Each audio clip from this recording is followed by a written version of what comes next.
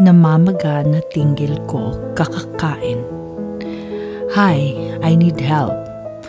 First time ko magjowa ng tomboy at napakatakaw niya.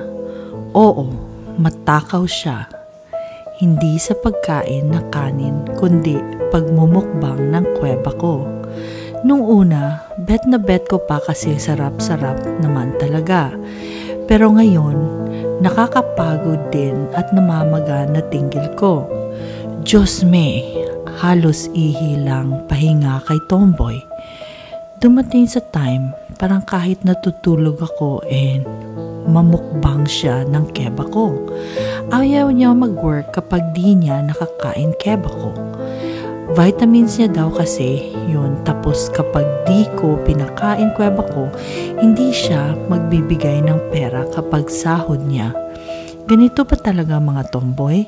Parang hayok na hayok sa poke?